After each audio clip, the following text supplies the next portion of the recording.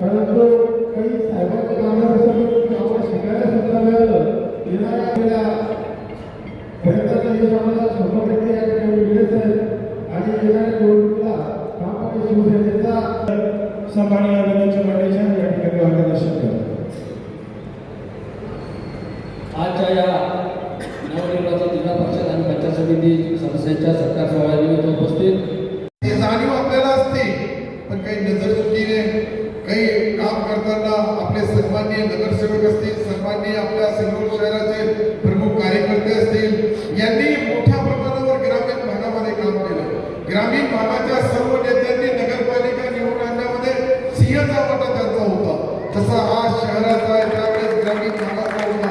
हे जे मतदाराशी आपली नाळ जोडलेली आहे, त्याचा फायदा गरीब माणसाला मिळावा, त्याचा फायदा सामान्य माणसाला मिळावा, त्या माध्यमातून आपण कामं करावी ही आपल्याला या आजच्या या कार्यक्रमाच्या निमित्ताने मी विनंती करण्यासाठी इथे खास करून मी बसतो.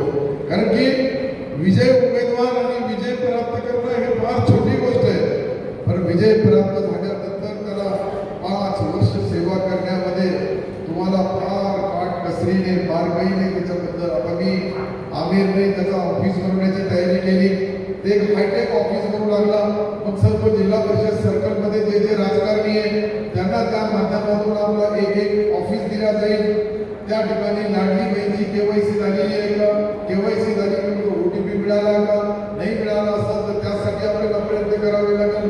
त्यासाठी नंतर ज्याचे 60 वर्षापेक्षा जास्त वय झालं, आता कुटुंबात चालू शकत नाही, मजुरी करू शकत नाही, अशा बहिणींना निराधार योजनेत बसवायचंय, काही विधवा योजनेत बसवायचंय. अनेक कुटुंब आजही राजकारणामधून त्यांना ज्या अपेक्षा असतात त्या अपेक्षा देण्यामध्ये कुठेतरी जे कमी पडतात त्यांना माझे हात जोडून नम्र विनंती आहे. गोरगरिबाची कामं त्यामध्ये महिला भगिनी आपल्या भावना त्या बहिणीशी शेअर करू शकतात, त्यांच्याशी बोलू शकतात, त्यांचे मुलामध्ये काय आहे तुमच्या सोबत ते फील करू शकतात. पुरुषांना महिला भगिनीच्या अडचणी समजू शकत नाही, परंतु त्या बहिणीच्या अडचणी आमच्या महिला भगिनी ज्या पद्धतीने करतात याचाही आपल्याला भविष्यामध्ये विचार करावा लागेल. छोट्या छोट्या गोष्टी असतात, काही फार मोठ्या गोष्टी नाही, पण छोट्या गोष्टी कशा करता येईल, कोणाच्या माध्यमातून करता येईल, कशा पद्धतीने करता येईल याच्याकडे थोडं तुम्ही जरा बारकाईने लक्ष दिलं तर मला वाटतंय की भविष्यामध्ये आपण जे 3 सीट